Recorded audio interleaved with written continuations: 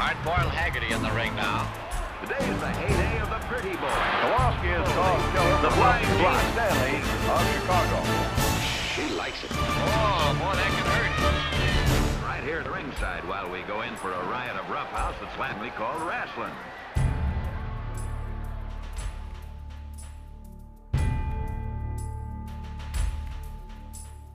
Butcher has appeared on the scene here at Southwest Championship Wrestling.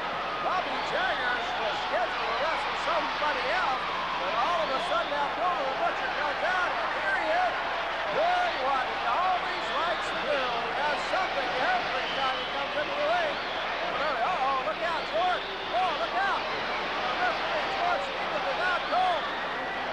Now it's Abdullah the Butcher after Bobby Jaggers. Bob Garcia, now, won't be nothing there. Down goes Garcia.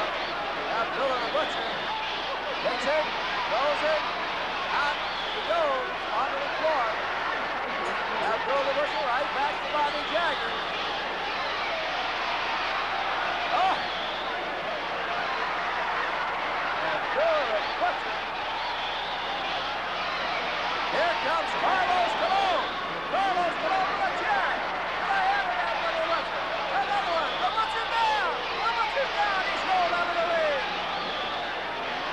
The outrageous behavior of Abdullah the Butcher in the professional wrestling arena has been his calling card for more than 3 decades.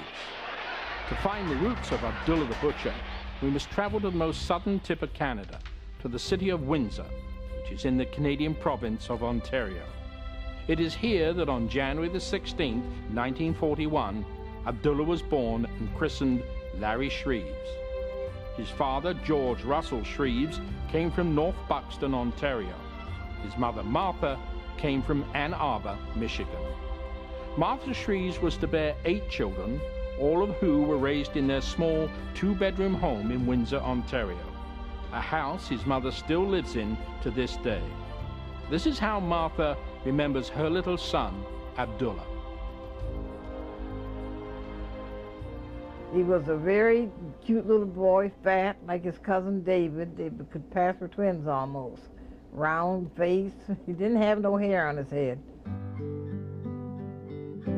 We lived in a wartime house on McDougall Street. It had 2 bedrooms, a front room, and it had a kitchen. So let's say we had 5 rooms, including the bathroom, whatever. And when we were kids, we used to have a couch where we used to pull out. But if we ever had company, then we had to wait till, like, for the company to leave because we couldn't put it on the couch. They used to have like prayer meeting or, you know, whatever, and they'd be there for so long. Like everybody be sitting like this here. Oh, I'd hope they'd leave, I'd hope they'd leave, and that was it. Well, my mother used to get up and she used to make bean soup and cornbread, and after we got done eating it, my mother would say, you know what? My mother used to tell me the next day, it always tastes better. So that meant that we had it Monday, Tuesday. Then when it came for Thursday, we had the big pot again with, you know, with stew. We'd have a nice day, and all of a sudden my mother would say, you know, my mother used to say, we know, Ma. And I would say, oh yeah, it's always better the next day. And they would eat it and they enjoyed it. And it was better the next day. During the year of Larry's birth in 1941, World War II was raging throughout Europe. At sea, devastating battles were fought. England, the London Blitz was at its height.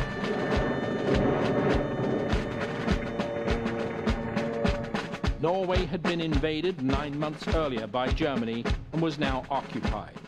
They had been betrayed by one of their own, an almost insignificant member of the Norwegian government.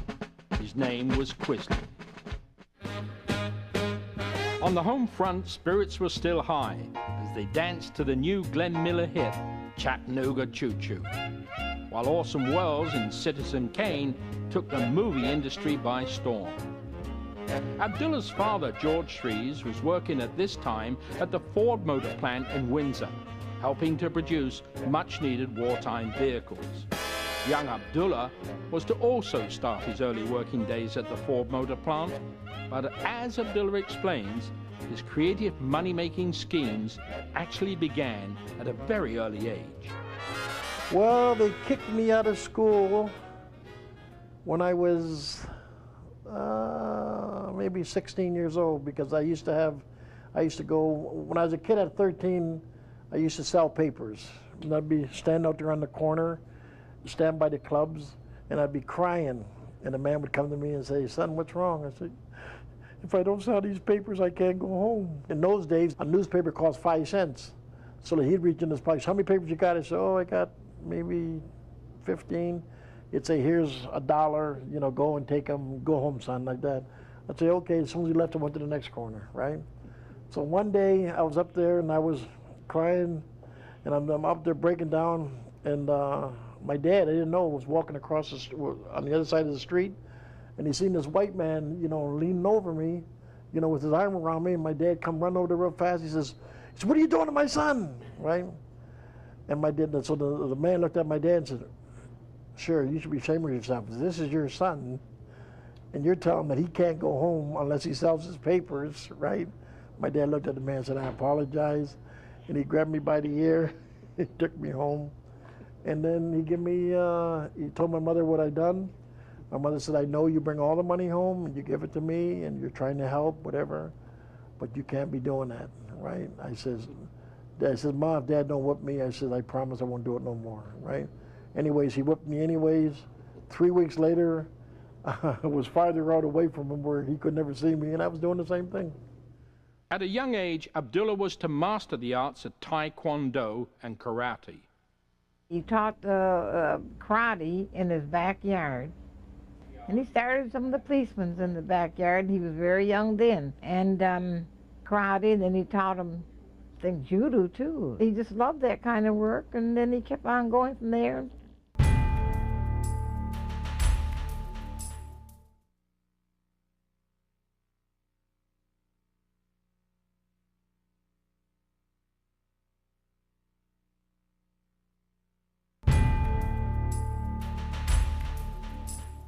Abdullah's Taekwondo 7th degree belt was to serve him well, and when Vancouver wrestling promoter Rob Fenton took the young Abdullah under his wing, Abdullah realized his dream of fame and fortune. Well, when I got into the wrestling business, I started making money in Vancouver. And the first time they had me on TV, the people started calling in. The ratings jumped so high, it was unbelievable. Rod Fenton came to me and says, "Son, in 6 years, we have never sold this building out like this." So he said to me, he says, "The place is packed, and the people are just coming out like flies." Whoa! Down goes the referee. Abdullah the Butcher right there. There's a hit back. And the promoter came to me, he said, "Sign here." So I signed, he handed me the cash money. I look at it, and we have on there $700 and something. So I said, "Oh, thank you, sir." Right? I was shaking. He said, "Count the money." You know, I was so nervous, you know what I mean? I've never seen this kind of money before. Then all of a sudden he says, "Okay," he said, "you keep up the good work." Then I ran to the bathroom real fast. I flushed the toilet like it was going on the style. Started taking the money out. I kept counting like that, and all of a sudden I said to myself, "Oh my God." So, oh, boy. He's tough. He's mean. Now he goes out to tuck in with something out of his wrestling boot. One time a preacher said to me, "Abdullah, why do you get the people so excited? You get them screaming and hollering and shouting." I says, "Well, I'm in the same line as you." He said, "What do you mean? It's different." I said, "You get the people screaming and jumping up and rolling on the floor and hollering and shouting so they can come back. So they can do what? Give you more." I don't know what it is, but it is taking its toll on Big Tug Taylor. He's in trouble. I remember my mother used to be on her hands and knees scrubbing floors for a funeral home. Those days, I think she was getting maybe $10, $12 a week or whatever it was. One day I came home. I said, "Where's Ma?"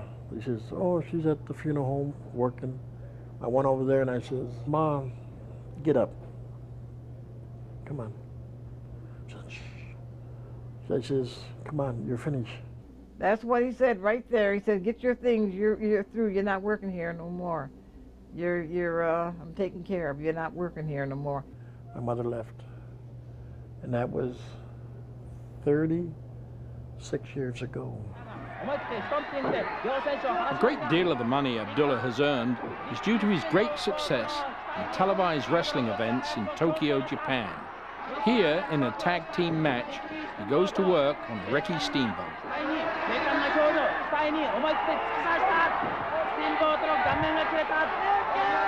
Abdullah the Butcher. Yeah, this is a really interesting story too.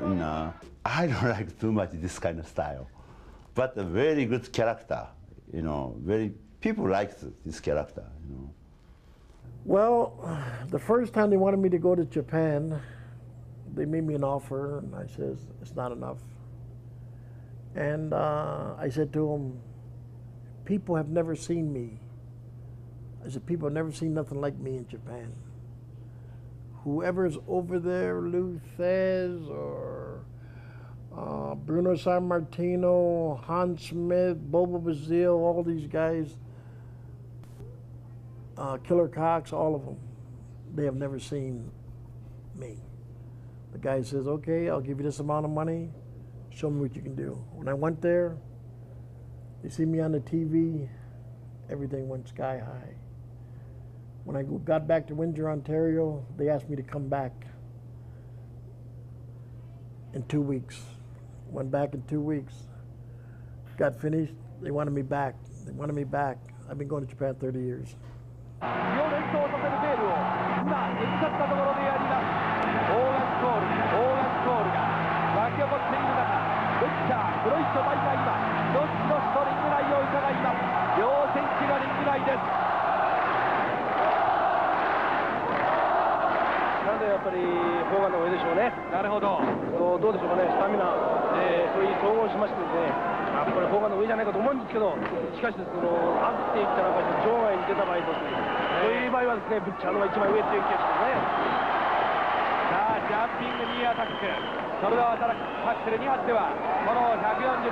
By 1975, Abdullah's first marriage had collapsed.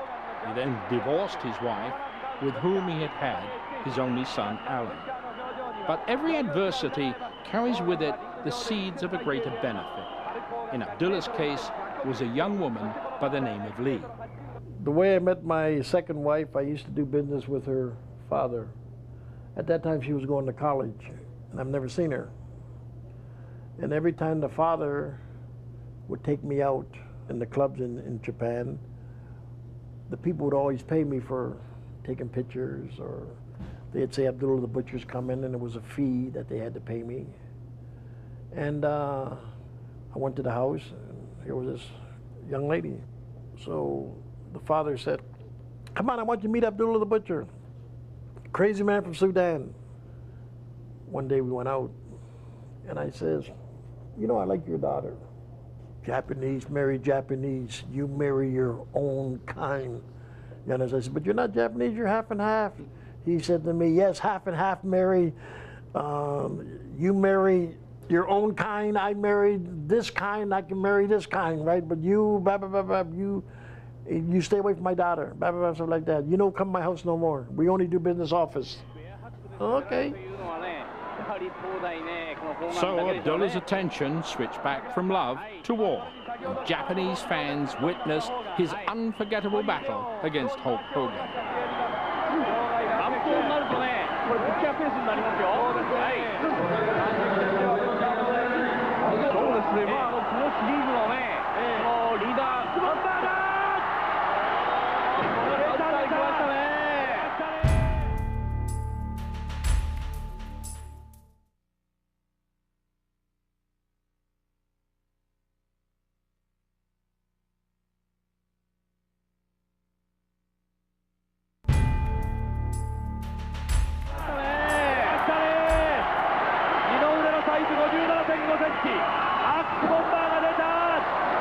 Abdullah continued to give his all in the ring, but his inner thoughts were constantly centered around Lee. Soon after, the family problems were solved, and he married Lee. And Lee was to prove invaluable to Abdullah in his business ventures. And I've been so happy. Like this restaurant here, I was driving down the street. This place was a dump. Right? It was vacant for 12 years, 12 and a half years. She said, we'll make it Chinese, and you always want to have a rib place.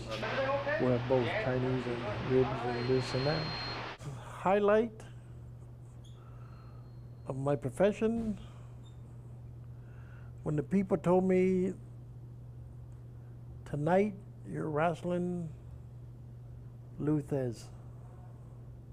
That was in Vancouver. We sold the building out twice. And I said, oh my God, this man's gonna kill me. Because Luthez was the kind of person, he hated gimmick men. If you used a fork, Luthez was a professional wrestler. He didn't have time for gimmicks, and he hated a gimmick man. Right? So one day, the guys are coming to me, oh, you're gonna get your ass whipped tonight, boy, tonight is the night. And Luthez, when the show went on, Luthez snuck over to my dressing room. He says, I'm Luthez. I'm like this.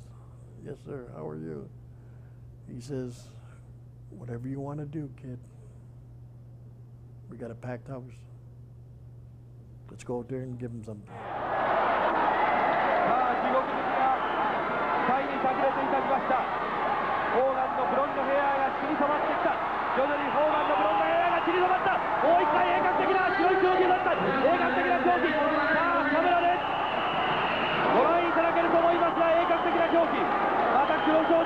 There is no doubt that Abdullah the Butcher scars his opponents, but he has also suffered the same fate.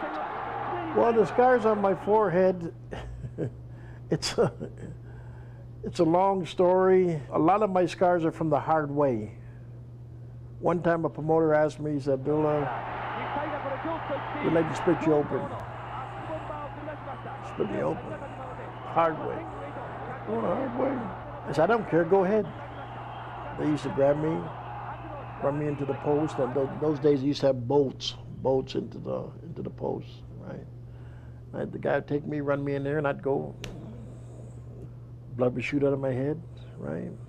But the scars is when the people say, that's the real Abdullah the Butcher.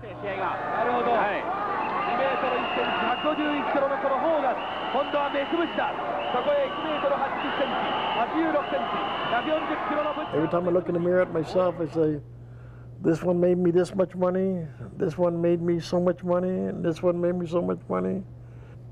And this scar here is when a fan threw a chair, had a sharp edge on it, cut me open. You can see the little muscle, you know, blood is skirting out. And a fan got me here, with a razor here. I was knifed. Going through the crowd, there's about 10 or 15 police officers around me, and somebody still had got me. Another time I was wrestling, and a lady came with a long hairpin and stuck it right into my ass. And I hollered, ah!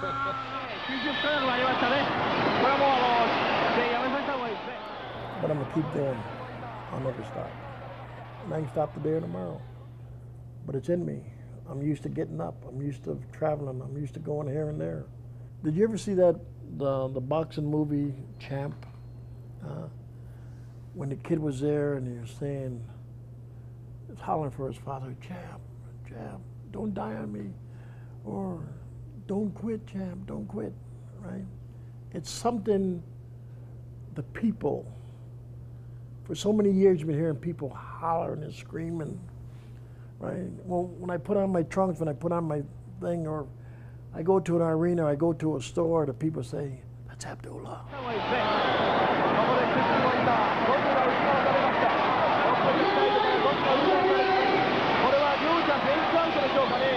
Abdullah the Butcher was one of the wildest people in professional wrestling. Now, there's a business where there was a lot of big, strong, tough wrestlers that do anything to win.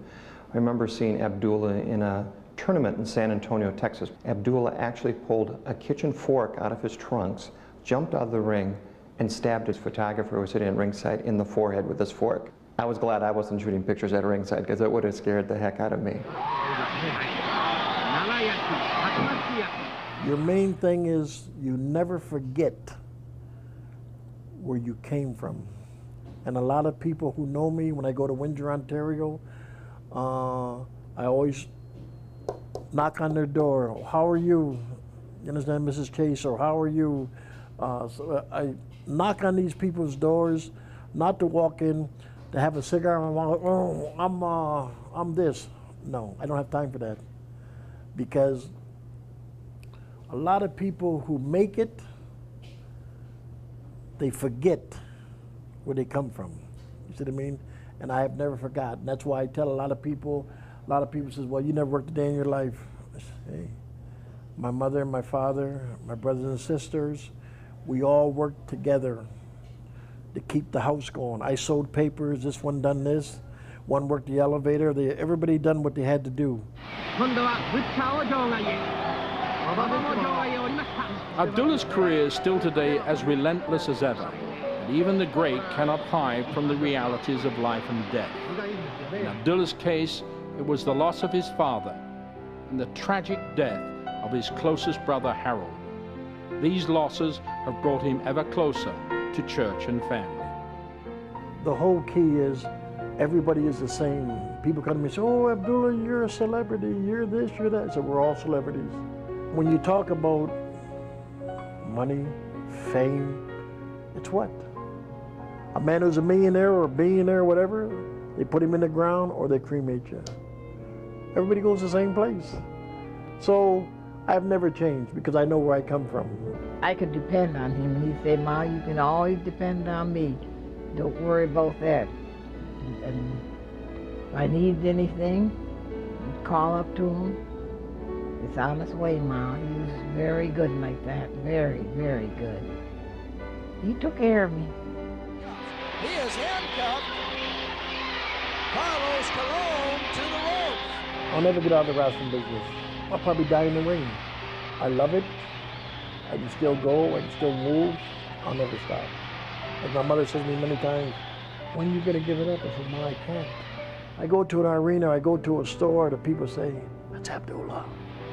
What do you mean? It keeps me going, it keeps me alive.